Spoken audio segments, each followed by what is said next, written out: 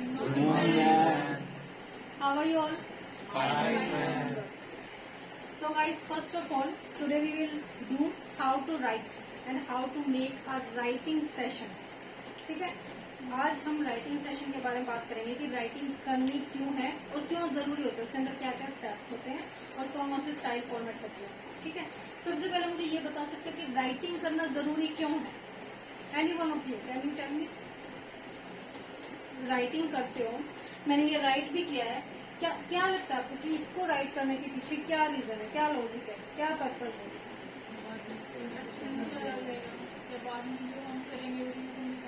Very good. ये चीजें हमें हमारे किस काम आएंगी? हमारे इसलिए काम आएंगी क्योंकि एक तो हमें ये चीज देखते ही हमारा फर्स्ट इनपुट क्या आता है, समझ में आता है हमें कि क्या लिखा हुआ है. समटाइम ऐसा होता है कि जब हम बोल रहे होते हैं तो हमसे कुछ ना कुछ वर्ड स्किप हो जाते हैं. स्किप होने की वजह से क्या हो जाता है कि हमें ये मतलब कोरिलेट करने में बड़ी डिफिकल्टी आती है कि मैम ने वहां क्या बोला था, कैसे बोला था. बट अगर हमारे पास एक रिटन फॉर्म में है तो हमारे लिए क्या हो जाता है, इजी गोइंग हो जाता है अंडरस्टैंड करने के लिए कि इन फ्यूचर में हम उस चीज को क्या कर सकते हैं, अंडरस्टैंड कर सकते हैं कि इसको कैसे एक्सप्लेन करना है. या फिर कोई भी है, मैं अगर इस चीज को ऐसे ही लिखकर चली जाऊं यहाँ पर और मेरे जाने के बाद भी आप इस चीज को देख के इजीली समझ सकते हो कि मैम ने क्या करवाया होगा, उसके कौन कौन से स्टेप्स रहे होंगे. ठीक है, तो रिटन फॉर्म किस लिए जरूरी होती है? एक लॉन्ग पर्पज के लिए, किसी चीज को अंडरस्टूड करने के लिए. ठीक है, फर्स्ट पर्पज क्या होगा आपका कि आपको कोई चीज जो है काफी लंबे टाइम के लिए, आपने देखा होगा कि अभी तो थोड़ा सा कंप्यूटर, पीसी, लैपटॉप, इन सब चीजों का जमाना आ गया, लेकिन इससे पहले क्या था, आपने देखा होगा बड़े बड़े ऑफिस जो वहाँ पे इतनी मोटी मोटी जो फाइलें होती हैं उनके अंदर डॉक्यूमेंटेशन होते हैं, वो किस फॉर्म में होते हैं? रिटन में होते हैं या फिर स्पीकिंग में? रिटन में होते हैं. आज के टाइम में क्या हो जाता है, आज के टाइम में तो आपके पास ऑडियो वीडियो क्लिप्स होती हैं जिससे कोई भी मीटिंग जो होती है वो हेल्ड हुई होती है, जहां पर भी होती है वो आप उसको क्या कर लेते हो, रिकॉर्ड कर लेते हो, सेव कर लेते हो, तो आप उसको इजीली देख पाते हो. लेकिन पहले के टाइम में क्या था, रिटन फॉर्म थी. ठीक है, अब मुझे ये बताओ, ठीक है, आपका जो ऑडियो विजुअल पर्सपेक्टिव है वो अपने आप में एक कंप्लीट सेंस करता है, बट क्या आपको नहीं लगता कि राइटिंग पर्पज जो होता है वो भी आपको एक बहुत ज्यादा क्या कहते हैं कंफर्टेबल जोन में रखता है? आपको कोई भी चीज अगर रिटर्न में मिल जाती है तो वो आप इन फ्यूचर कभी भी देख सकते हो. अगर आपने अपने हैंड से लिखे हुए नोट्स है या कोई भी राइटिंग आपने की है तो इन फ्यूचर आप उसको उठा के देख सकते हो. हो सकता है आपके फोन से ऑडियो विजुअल क्लिप डिलीट हो जाए, बट क्या आपका रिटर्न कहीं जाएगा? कहीं जा सकता है. अगर आपने उसको अपने एक अच्छी जगह, जहाँ पे आपकी अलमीरा है, जहाँ पे आपकी सारा स्टडी मटेरियल रखा हुआ है, वहां पे रखा हुआ होगा तो वो आपका एज इट इज मिलेगा. लेकिन अगर आपके फोन से, लैपटॉप से कहीं पे भी चलाएगा तो आपको भाग दौड़ मचानी पड़ेगी कि कहाँ जाऊं, किससे लूं मैं, क्या कहते हैं, कैसे अपने काम को कंटिन्यू करें. Is it clear? तो यहाँ पे आपका फर्स्ट पर्पज क्या होगा राइटिंग करने का कि इट्स अ वेरी इजी और long purpose, long process of understanding. ठीक है, सेकेंड थिंग क्या होगी, सेकेंड चीज जो है वो क्या निकल कर आएगी, क्यों हमें राइटिंग करनी चाहिए? Any one of you?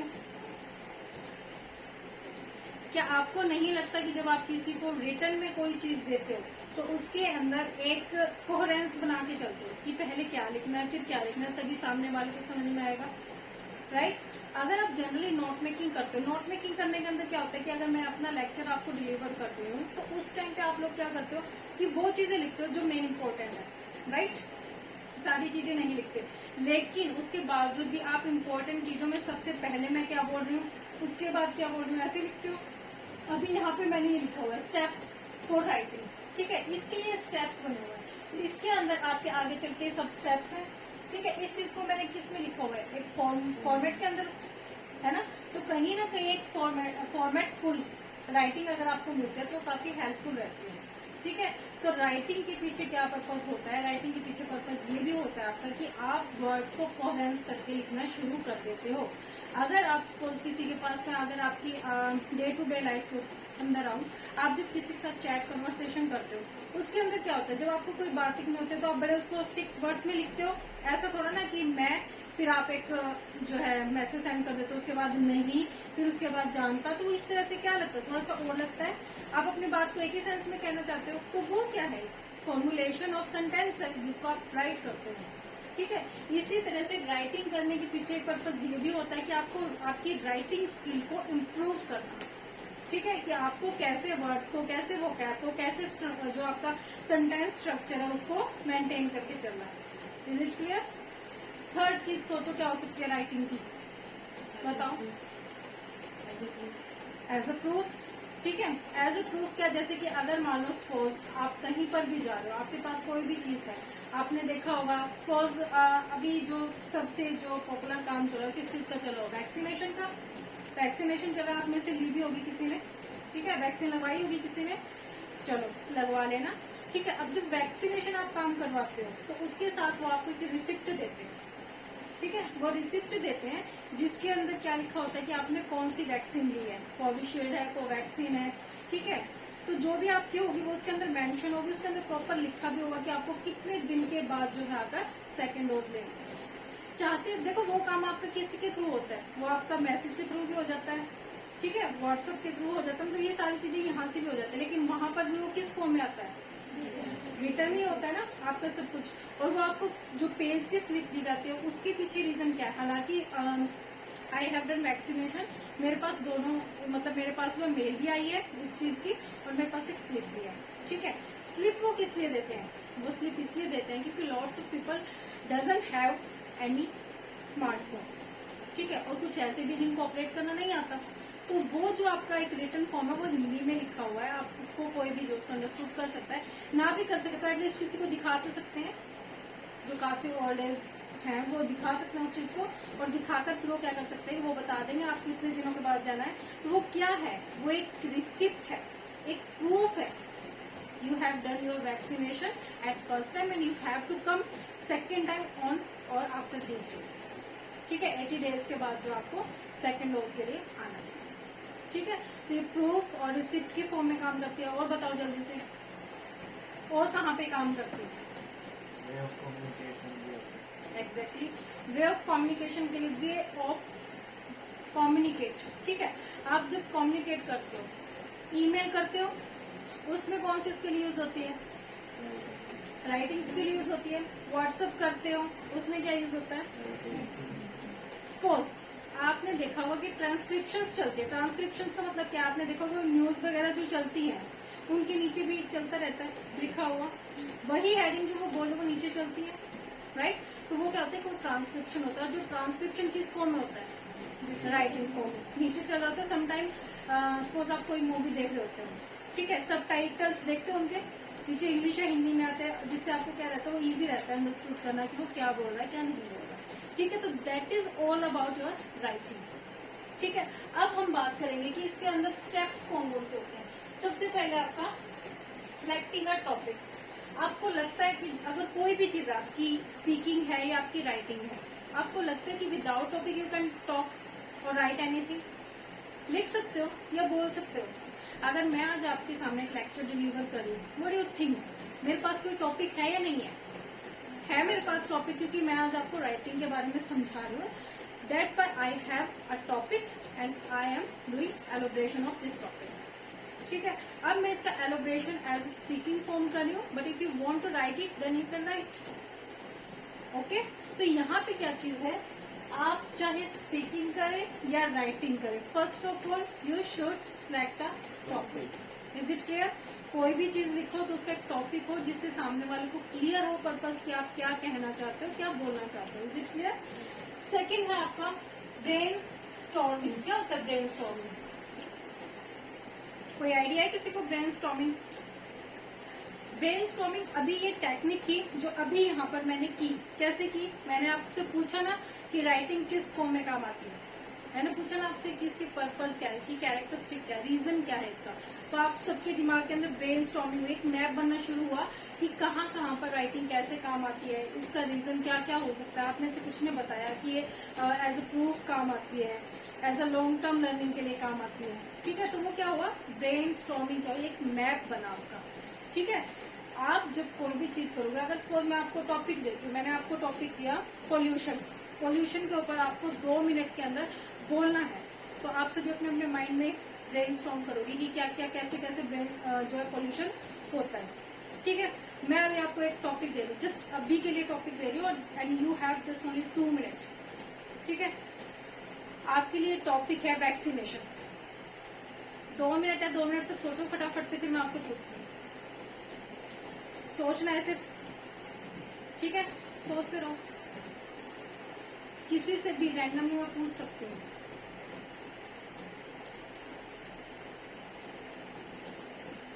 Vaccination आपका टॉपिक है और आपको सिर्फ 2 मिनट का टाइम दिया गया है, जिसमें से 1 मिनट ऑलमोस्ट डन हो चुकी है, ओनली 1 मिनट इज लेफ्ट।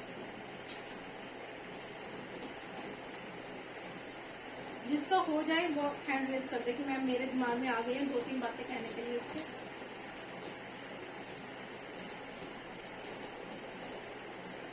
चलिए डन हो गया डन। अब मुझे आप में से कोई भी एक बताओ कि वैक्सीनेशन के बारे में आपने क्या सोचा। हाँ जी जतिन आप बताओ, क्या सोचा आपने वैक्सीनेशन के बारे में? वैक्सीनेशन में ऐसा नहीं कि सबको लगाना पड़ती, क्योंकि उसके बिना वो करना मुश्किल हो जाएगा, सर्वाइव करना है। फिर उसके बिना तो शायद जो लोग वैक्सीनेशन नहीं लगवा रहे होते वो लोग ज़्यादा दिक्कत आएगी इसकी वजह से। और वैक्सीनेशन भी तो कि कोविशील्ड है, कोविड वैक्सीन जो लगती है वो कोविशील्ड, फिर देन कोवैक्सीन लगती है। और कोविशील्ड जो होती है जिसमें फीवर या वगैरह होने का कोई ज़्यादा चांस होता है, तो कोवैक्सीन में बहुत चांस होता है। अच्छा आप बताओ पूजा, क्या कहते हैं कोविशील्ड की एक डोज लेने के बाद सेकेंड डोज कोविशील्ड की लेनी पड़ती है, कोवैक्सीन की होती है? हाँ कोविशील्ड की। अब ये जो चीज मैंने आपके लिए एक वैक्सीनेशन टॉपिक दिया, उस पर जतिन ने बहुत अच्छा एक्सप्लेन किया, सब कुछ बताया, इसके दिमाग में एकदम ये चीजें आई हैं। ठीक है, इसने क्या किया, ब्रेन को जो है क्या कर दिया, स्ट्रॉन्ग किया कि ब्रेन के अंदर एक टॉपिक को लेकर जितने भी स्ट्रॉन्ग मीन्स क्या होता है, तूफान। यहाँ पे तूफान के स्टॉर्म ऑफ आइडियाज थॉट्स, ठीक है, एकदम से टॉपिक के ऊपर स्ट्राइक किया, काफी सारे आइडियाज और थॉट्स ने कि मैं ये बता दूं वो बता दूं। ठीक है, इसी तरीके से क्या है कि ब्रेन स्टॉर्मिंग क्या होती है, ये एक प्रोसेस है, ये एक प्रोसेस है जो आफ्टर इट स्टार्ट, ठीक है, जब तक आपके पास टॉपिक नहीं है you can't do brain storming. Is it clear? Brain storming कब होती है, जब आपके पास कोई टॉपिक नहीं होता, तब आप क्या बातें करते हो, इररेलेवेंट, जिसका कोई सरपाव नहीं होता, राइट। अगर आपके पास टॉपिक है तो आपकी जो ब्रेन स्टॉर्मिंग होती है वो क्या होती है, इंसाइटफुल, मीनिंगफुल। ठीक है, ब्रेन स्टॉर्मिंग नो डाउट, आप जब इररेलेवेंट चीजें बात करते हो वो भी एक ब्रेन स्टॉर्मिंग है, क्योंकि उससे रिगार्डिंग भी तो आपके माइंड में आइडियाज आ रहे हैं ना कुछ जो बातें आप कर रहे हो। बट मीनिंगफुल और आपकी बेस्ट कौन कौन सी ब्रेन स्टॉर्मिंग होती है वो आपके टॉपिक पर डिसाइड करता है कि आपका टॉपिक कैसा। Is it clear? फिर नेक्स्ट पॉइंट आपका ऑर्गेनाइज योर कॉन्टेक्ट। अब नेचुरल आपके पास टॉपिक है, थॉट्स आ गए हैं, तो आप उनको ऑर्गेनाइज भी करोगे। अभी ये जो यहाँ पे टॉपिक लिखे हुए हैं ये एक ऑर्गेनाइज फॉर्म में लिखे हुए हैं, लिखे हुए आपको क्लियर हो रहा है कि ये जो है ये क्या है, आपकी हेडिंग्स है और ये सब क्या है, आपकी सब हेडिंग्स है। ये आपके आगे चल के हेडिंग्स है, ये इसकी सब हेडिंग यहाँ पर आपकी कंप्लीट हो जाती है। और उसके बाद जो है, इसके बाद नेक्स्ट पॉइंट आपको ये आता है, ये किस में है, ऑर्गेनाइज फॉर्म में है या नहीं है, हॉरिजॉन्टल है या वर्टिकल है, हॉरिजॉन्टल है या वर्टिकल है, किस में है, किस फॉर्म में है, वर्टिकल है। श्योर है, श्योर है सभी? बताओ तो, सोचो जरा। नहीं इसको सोचो, इसको छोड़ दो, इसको सोचो एक बार से। वर्टिकल है। और अगर बात ऐसे की जाए देन क्लियर है ना कि आपकी किस सीक्वेंस के अंदर है। ओके, तो अब मुझे ये चीज क्या है, ऑर्गेनाइज जो कंटेंट है वो यहाँ पे ये एक ऑर्गेनाइजिंग फॉर्म है। यहाँ पे अब इसके जो सब पार्ट्स बताए गए हैं ये कैसे बताए गए, मैं इनको बताऊंगी कि आप कैसे कैसे अपने कंटेंट को ऑर्गेनाइज कर सकते हो। ठीक है, सबसे पहले आता है आपका रे diagram. What do you mean by रे? रे क्या होता है? एक लाइन भी होती है, और आपने देखा होगा ना कि जो सन होता है, सन की रेज निकलती है, राइट। ये सपोज आपका सन है, ठीक है, और इसमें से क्या निकल रही है आपकी, ये रेज है, राइट। ठीक है, तो यहाँ पे आपकी जो रेज निकल रही है यही आपका रेज डायग्राम है। यहाँ पे आप मेन जो है, यहाँ पे आपका क्या लिखोगे, हेडिंग, जो आपकी मेन हेडिंग हो, टाइटल या टॉपिक, ठीक है, कुछ भी लिख सकते हो इसके अंदर। Is it clear?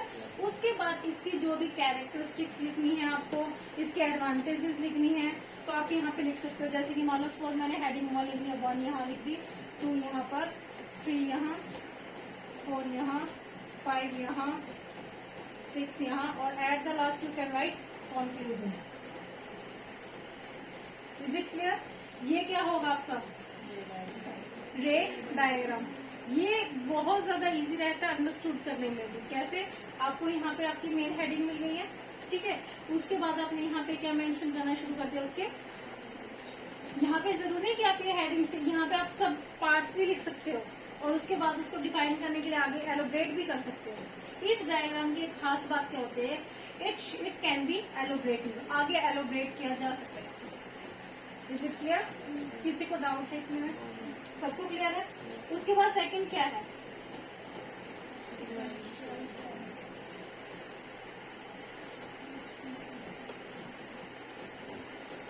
Second part आता है आपका सिक्वेंशियल फॉर्म। सिक्वेंशियल का मतलब क्या समझते हो? क्या आपको लग रहा है ये एक सिक्वेंस में है? क्लियर है? यही आपको अंडरस्टूड करवाना है कि सिक्वेंशियल में क्या होगा।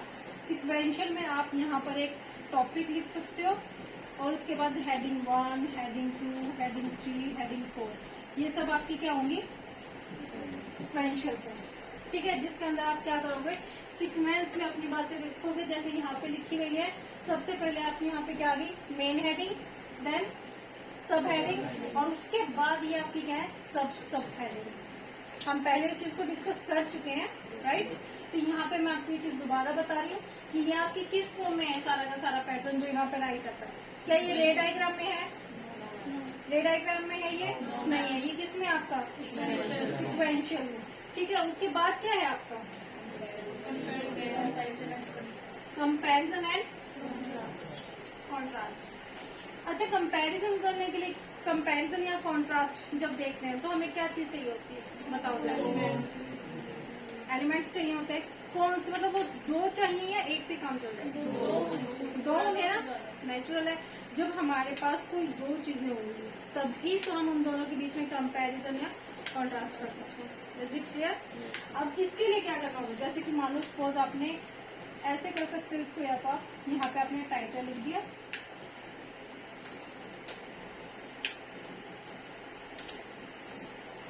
एडवांटेज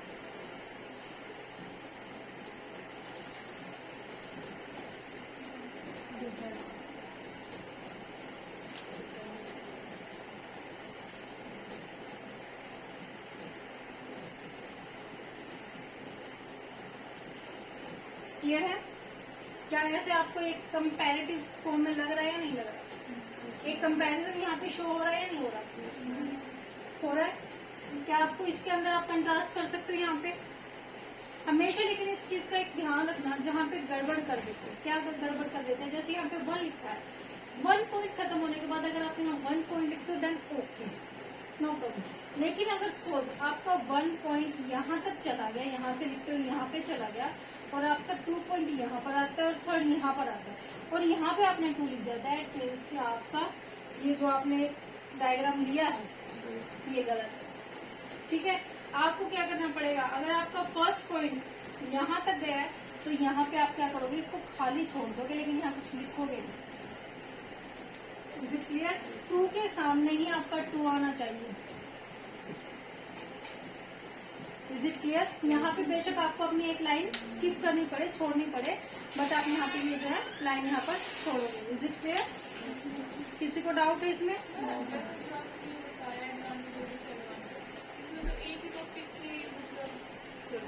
तो इस टॉपिक के अंदर एक कॉन्ट्रास्ट भी आ गया ना, कंपैरिजन। यहाँ पे तो यहाँ पे कॉन्ट्रास्ट है, यहाँ पे कंपैरिजन भी। कंपैरिजन में तो हमें 2 हाँ, उसके लिए तो हाँ सही बोल रहे हो, उसके लिए आपको क्या करना पड़ेगा, 2 टाइटल होंगे, लेकिन यहाँ पे कॉन्ट्रास्ट होने चलता, ठीक है। तो यहाँ पे आपको हमेशा एक चीज ध्यान रखनी है, चाहे आप इसमें कंपैरिजन करो या कॉन्ट्रास्ट करो, आपका लिखने का फॉर्मेट ये होना चाहिए कि अगर आपका फर्स्ट यहाँ तक ओवर हो गया then you have to skip 1 line here, ठीक है। अगर आपने यहाँ पे 2 लिखना स्टार्ट कर दिया तो यहाँ पे पढ़ने वाले को कहीं ना कहीं एक मिसअंडरस्टूड कॉन्सेप्ट जाएगा। Is it clear? किसी को डाउट है इसमें? नेक्स्ट क्या है? Problem and solution. अच्छा मुझे ये बताओ कि प्रॉब्लम एंड सॉल्यूशन में कितने आपके पास क्यों होने चाहिए? मतलब एक जो बॉक्स होते हैं, डायग्राम्स होते हैं, कितने होने चाहिए? प्रॉब्लम्स, अगर यहाँ पे प्रॉब्लम्स है तो नेचुरल प्रॉब्लम्स कितनी है, ठीक है, तो उतने डायग्राम चाहिए। उनके सोल्यूशन निकालने के लिए उतने डायग्राम्स आपको सोल्यूशन के लिए चाहिए। यहाँ पे बात हो रही है सिर्फ एक प्रॉब्लम है और एक सोल्यूशन है, then we need only 2 column, 1 for and the second one is solution. आप क्या कर सकते हो, ऐसे करके भी आप प्रॉब्लम लिख सकते हो अपनी और उसका सॉल्यूशन, या फिर अगर आपकी प्रॉब्लम एक है लेकिन उसके सॉल्यूशन कई हैं, then you can use it. ठीक है जी,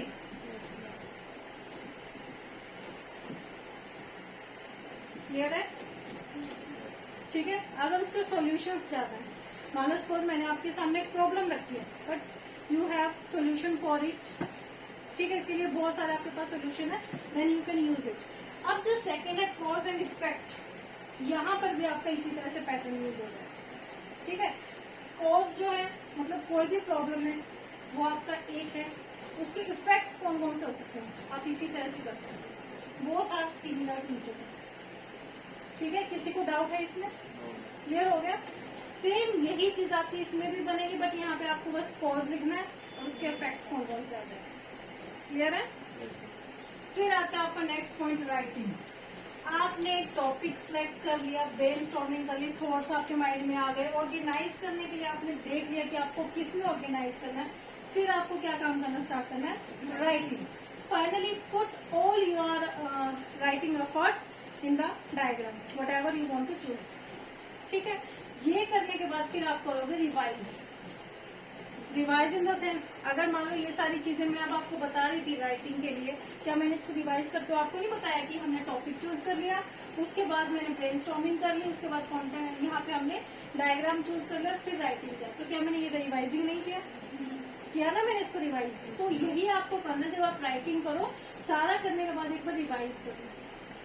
ठीक है, फिर नेक्स्ट आता है आपका editing and proof reading. Editing and proof reading काम किसी एक्सपर्ट के थ्रू होना चाहिए। ठीक है, जैसे तुम सबको मैंने कोई असाइनमेंट दिया करने के लिए और आप वो असाइनमेंट करके लाते हो, आपने अपनी तरफ से चेक कर लिया बिल्कुल अच्छी तरह से, बट उसको एक बार मुझसे प्रूफ रीडिंग उसकी होनी चाहिए। ठीक है, कि उसके अंदर कोई कमी हो, कुछ गलत हो, मिस्टेक्स हो, एरर हो, उस चीज को क्या कर लिया जाए, चेकआउट कर लिया जाए। ठीक है, and the last one is publishing and printing. Editing का मतलब क्या होता है? एडिटिंग का मतलब कुछ लोग मानते हैं कि ऐड करना होता है, बट एडिटिंग का मतलब सिर्फ ऐड करना नहीं होता। एडिटिंग का मतलब क्या होता है, काट छांट करना, जहाँ से कोई चीज को हटाना है वहाँ हटाओ भी, जहाँ कुछ लगना वहाँ पर लगाओ। मॉडिफाई करना, you can say editing means modify. ठीक है, उस चीज को मॉडिफाई करना होता है। तो ये चीज आप ध्यान रखना कि अगर मान लो सपोज तुम किसी एक्सपर्ट से दिखाओगे, तुमने अपने टीचर से भी कभी कुछ दिखाया होगा, तो वो क्या करते हैं, जहाँ पे गलत होता है वहाँ पे सर्कल लगा देते हैं, उसके साथ में कुछ ऐड करते हुए भी लिख देते हैं ब्लैक रेड पेन से कि यहाँ पे ध्यान आना चाहिए, वो आना चाहिए। वो काम क्या है आपका, एडिटिंग। प्रूफ रीडिंग का मतलब क्या होता है? प्रूफ रीडिंग का मतलब होता है आप एक किसी एक्सपर्ट से जब रीड करवा दो उस चीज को, मतलब उसके बाद आपकी जो राइटिंग स्किल होगी उसके अंदर कोई ऑब्जेक्शन नहीं उठा सकता। तुम बोल सकते हो कि हमारा जो ये काम था उसमें हमने ऐसे चेक किया था, और कहीं पे भी अगर आपके मार्क्स वगैरह कुछ गलत या वो लगे होते हैं तो आप ये चीज बोल सकते हो कि देखो मैम आपने वहाँ पे ये चीज ठीक की थी, then how can you cut my marks from that. Is it clear? तो वो होती है प्रूफ रीडिंग। फिर आपका पब्लिशिंग एंड प्रिंटिंग। जब आपका काम ये हो जाएगा कि डन है, फाइनली बहुत सारे लोग रिसर्च थीसिस वगैरह लिखते हैं, पेपर लिखते हैं, तो वहाँ पर क्या करते हैं, जब ये सारा काम होगा तो आप उस चीज को क्या कर सकते हो, पब्लिश करवा सकते हो। और पब्लिश करवाने के बाद आप उस चीज को क्या अपने पास एज अ प्रूफ, मतलब अपने पास एक डॉक्यूमेंटेशन इकट्ठा करने के लिए क्या कर सकते हो, उसको प्रिंट करवा कर भी रख सकते हो। Is it clear to everyone? किसी को यहाँ पे कोई डाउट है? ओके, अब हमने पहले क्या चीज डिस्कस की, steps of writing. Now we will discuss style of writing. सबसे पहला आता है आपका एक्सपोजिटरी। एक्सपोजिटरी मतलब क्या होता है? Do you think what is expository? Expose meaning क्या होता है? What do you mean by expose? Expose कर देना, ये वर्डिंग हम बहुत बार सुनते हैं, एक्सपोज कर देना, उसको एक्सपोज कर दिया। एक्सपोज का मतलब क्या होता है? एक्सपोज का मतलब होता है सामने ला देना, चाहे वो उसकी अच्छाई हो या उसकी बुराई हो। ठीक है, expose positive and negative effect of anyone can be shown of. ठीक है, उनको शो ऑफ किया जाए किसी के भी सामने। तो एक्सपोजिटरी का मतलब क्या होगा? एक्सपोज करना, सामने रखना, फैक्ट्स को सामने रखना, वो चाहे कुछ भी हो। तो एक्सपोजिटरी आपकी राइटिंग कैसी होगी? जिसके अंदर क्या होगा? आपकी writing should be relevant to given facts. ठीक है, इसके अंदर क्या है? जो यहाँ पे ये काम चल रहा है, क्या चल रहा है बताओ मुझे जरा। एक्सपोजिटरी चल रहा है, परसुएसिव चल रहा है, डिस्क्रिप्टिव चल रहा है, नैरेटिव चल रहा है। सोचो जरा थोड़ा। चलो इस क्वेश्चन को हम थोड़ी देर पॉज कर देते हैं। At the end of this we will discuss it. ठीक है, यहाँ पे एक्सपोज करने में आपके आते हैं जो आप बहुत सारी, जैसे कि आपने न्यूज़पेपर के आर्टिकल्स देखे होंगे। ठीक है, कि वहां पर ऐसा हुआ, हेडिंग्स देखते होगे जब तुम किसी भी न्यूज़पेपर के ऊपर हेडिंग होती होगी कि जैसे कि 14 साल का बच्चा नहर से कूद कर मरा। ये क्या है? एक्सपोज कर दिया उस चीज को उसने क्या कर दिया? बता दिया। ठीक है, सामने रख दिया उस फैक्ट को। तो यहाँ पर क्या होगा? जो आपकी न्यूज़पेपर हेडिंग्स होती है वो सारी क्या होती है? आपकी एक्सपोजिटरी। अगर सपोज आप कहीं पे घूमने के लिए जाते हो, कहीं पर भी आपने जैसे अभी जो लोग हैं, जैसे जैसे ये लॉकडाउन खत्म होता जा रहा है, लोग घूमने फिरने के लिए जा रहे हैं, कोई हरिद्वार जा रहा है, कोई कहीं पे जा रहा है, कोई कहीं पे जा रहा है, वो जो अपने एक्सपीरियंस बता रहे हैं, तो वो क्या है? बताओ। एक्सपोजिटरी। क्या वो है एक्सपोजिटरी? उसको भी आगे बताइए, इस क्वेश्चन को भी पोज करते हैं। ठीक है, जब ये चीज आपको क्लियर होती चली जाएंगी पता चलता है। एक्सपोजिटरी में अगर वो ये बताता है कि मैं हरिद्वार गया, वहां पर मैंने ये देखा कि वहां पर मैंने जो है गंगा स्नान किया, और वहां पर क्या कहते हैं, बहुत सारी चीजें हैं जैसे कि हरिद्वार के बारे में जो जो वहां पे देखा उसने, उस चीज को उसने बता दिया। लेकिन उसने वहां ये चीज ऐड नहीं की कि मैं वहां पे घूमने के लिए गया, मेरा पाँव स्लिप हो गया, मैं वहां पे गिरा था, लेकिन कुछ लोगों ने मुझे बचा लिया। ठीक है, तो ये चीज जो है ये एक्सपोजिटरी नहीं है। लेकिन वो अगर पर्टिकुलर उस प्लेस के बारे में बता रहा है कि वहां पे पुजारी ने इस टाइम घंटी बजाई, इस टाइम का आरती हुई, ये सब हुआ, वो सब हुआ, तो वो सब क्या है आपका एक्सपोजिटरी। उस चीज के बारे में रेलिवेंट की बात हो रही है यहाँ पे। लेकिन अगर वो कहता है कि मेरा पाँव वहां पे स्लिप हो गया, मैं गिर गया, क्या वो रेलिवेंट है? रेलिवेंस नहीं है, तो वो क्या होगा? वो आपका एक्सपोजिटरी नहीं होगा। एक्सपोजिटरी के अंदर आपके क्या होंगे? डिफरेंट प्लेसेस पर घूमने का जो एक्सपीरियंस शेयर किया जाता है, नॉट सब्जेक्टिवली, अपनी तरफ से नहीं, जो एग्जैक्टली है वहां से, तो वो क्या होगा आपका एक्सपोजिटरी। सेकंड आपका आता है परसुएसिव और आर्ग्यूमेंटेटिव। आर्ग्यूमेंटेटिव के अंदर क्या आते हैं? आपके प्ले आते हैं, डायलॉग्स लिखे होते हैं ना उनके अंदर, वो एक दूसरे के साथ आर्ग्यूमेंट कर रहे होते हैं। बातचीत करना भी परसुएसिव होता है। आर्ग्यूमेंटेटिव का मतलब क्या होता है? थोड़ा सा डिफेंस में बोलने वाले डायलॉग्स। और यहाँ पे परसुएसिव का मतलब क्या होता है? जो एक नॉर्मल कन्वर्सेशन जो होती है वो चीजें। ये आपको किस चीज में मिलेंगी? इसको एक्सपोजिटरी के अंदर क्या हो सकता है? Visit to a zoo, visit to a particular place. ठीक है, न्यूज़पेपर की हेडलाइंस, ये सब चीजें हो सकती है। इसके अंदर क्या हो जाएगा आपका? Play, dialogues writing. Is it clear? यहाँ पे जहाँ पर भी आपको डायलॉग्स के अंदर आपको कुछ लिखा हुआ मिलता है, तो वो आपके क्या होते हैं? Persuasive writing. अगर सपोज जैसे कि यहाँ पे हमारा सब कुछ चलता है। अच्छा मुझे ये बताओ, आपकी डायरेक्ट इनडायरेक्ट स्पीच मैंने करवाई थी, है ना? उसके अंदर जो डायरेक्ट स्पीच होती है वो किसमें होती है? वो जो राइटिंग होती है वो कौन सी होती है? Direct speech. बताओ जरा, क्या आपकी डायरेक्ट स्पीच ऐसे नहीं थी?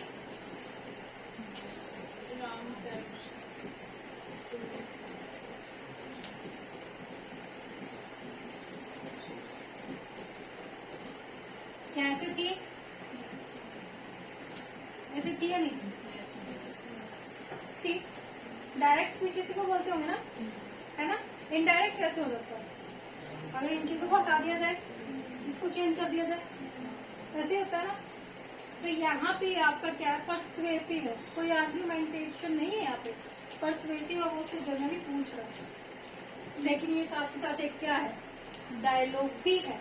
क्या राम ऐसे नहीं लिख सकते थे हम, Ram where are you going, शाम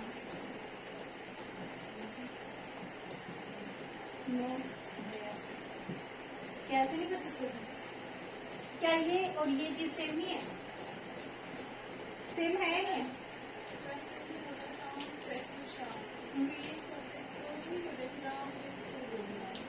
यहाँ पे देखो, एक्सपोज करने के पीछे मैंने क्या बात बोली आपको कि एक्सपोज के अंदर रेलिवेंसी होगी। वो सडन एक नॉर्मल कन्वर्सेशन होगी, वो से पूछ रहा है कि तुम कहाँ पे जा रहे हो, एक परसुएसिवनेस के अंदर वो पूछ रहा है। यहाँ पे एक्सपोज करने वाली कोई बात ही नहीं, जा रहा है नहीं बताएगा तो मत बताओ, है ना। यहाँ पे हम किसी के ऊपर थोप नहीं रहे, लेकिन यहाँ पे हम एक्सपोज कर रहे हैं सामने वाले को एक्सपोज करते हुए we don't need to take permission of that person. अभी अगर कोई हरिद्वार के बारे में एक्सप्लेन कर रहा है तो क्या वो परमिशन लेके एक्सप्लेन कर रहा है फेसबुक पे, सोशल मीडिया पे जो बता रहा है? कोई परमिशन नहीं है उसने, सीधा उसको क्या कर दिया, एक्सपोज कर दिया। लेकिन यहाँ पर तो एक्सपोज तभी करेगा ना जब उसको पता चले, है ना। और वो एक तरह से जब ये सिर्फ पूछ रहा है तो एक तरह से उसकी परमिशन ही ले रहा है। अगर उसने उसको बता दिया, अगर वो नहीं बताएगा तो वो कैसे एक्सपोज कर देगा? नहीं कर सकता उसको कि वो कहाँ जा रहा है कहाँ नहीं जा रहा है। ठीक है, तो ये डायलॉग्स के अंदर है, और डायलॉग्स के अंदर जो चीज होगी वो आपकी कौन सी राइटिंग होगी, पर्सुएसिव या आर्गुमेंटेटिव। Is it clear?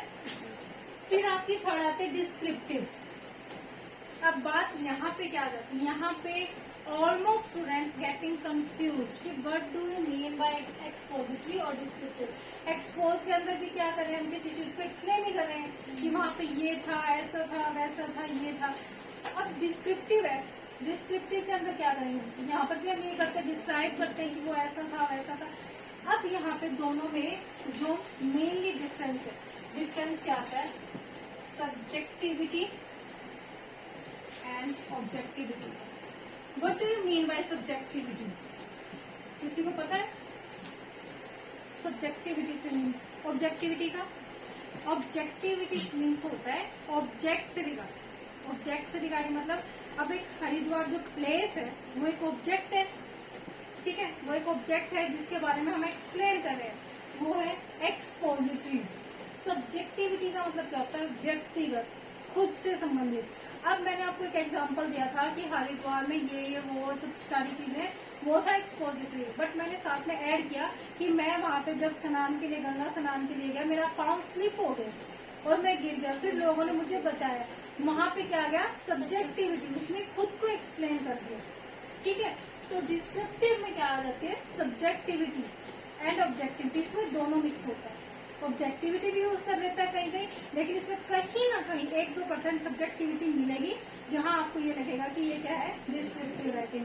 जैसे मैंने आपको बताया ना कि अगर आप विजिट टू ए जू लिखते हो, अगर आपने बताया कि जू के अंदर ये था, वो था, ऐसा था, वैसे था, then it should be a expository. बट अगर ये बोला जाए कि जू के अंदर मैं गया, वहां पर मुझे बहुत सारे जो है पशु पक्षी देखने को मिले, ऐसा मेरा एक वहां का एक्सपीरियंस रहा, मैं अब ये चीजें क्या कर रही हूँ, आपसे डिस्क्राइब कर रही हूँ, and that means it is descriptive. Is it clear? किसी को डाउट है? दोनों में डिफरेंस क्लियर हो गया? किस चीज का डिफरेंस है? It should be relevant to the fact, it based on objective form, but they are descriptive based on subjectivity or objectivity. Is it clear? Next आता है आपका narrative. What do you think about narrative? क्या होता है narrative? बताओ जरा। इसके अंदर क्या, अच्छा मुझे ये बताओ, मैंने यहाँ पे एग्जांपल दिया आपको कि एग्जांपल कौन कौन से दे सकते हैं हम यहाँ पर एक्सपोजिटरी में। एक्सपोजिटरी में आप एग्जाम्पल क्या क्या दे सकते हो, विजिटिंग ऑफ एनी प्लेस, ठीक है, डिस्क्रिप्शन ऑफ गिवन ऑब्जेक्ट, कोई भी ऑब्जेक्ट हो उसका डिस्क्रिप्शन दे सकते हो, then have talked about persuasive and argumentative. इसके बारे में बात करते हुए हमने क्या चीज डिस्कस की कि आपके किसके अंदर मिलेंगे, एक परसुएसिव एक नॉर्मल कॉन्वर्सेशन के अंदर मिलेंगे या फिर आपको आर्ग्यूमेंट करने वाले डायलॉग्स के अंदर मिलेगी। Is it clear? उसके बाद जब डिस्क्रिप्टिव की बात आती है तो कहाँ पे आएगा, ऑन एक्सपीरियंस बेस्ड, जहाँ पे आप कहीं ना कहीं अपने एक्सपीरियंस को इसके अंदर इंक्लूड करोगे। And the next one is narrative. Narrative के अंदर क्या होता है, नैरेटिव के अंदर ये होता है कि आप चीजों को जो का त्यों जैसा आपको मिला है एज इट इज नैरेट करोगे, उसको बताओगे। जैसे आपकी इनडायरेक्ट स्पीच जो होती है, ये कौन सी स्पीच है आपकी, डायरेक्ट। और जब आप किसी को एक्सप्लेन करते हो, इनडायरेक्ट स्पीच में यूज करते हो एज इट इज। मैंने आपको बताया कि यहाँ पर आपके सेंटेंस कभी चेंज नहीं होते, बताया था ना, सेंटेंस जो है आपके सॉरी टेंस आपके कभी चेंज नहीं होते। अगर ये आपका प्रेजेंट में then it will go to past में जाता है ना, और क्या पीछे से क्वेश्चन मार्क हट जाता है, हटता है या नहीं हटता, हट जाता है।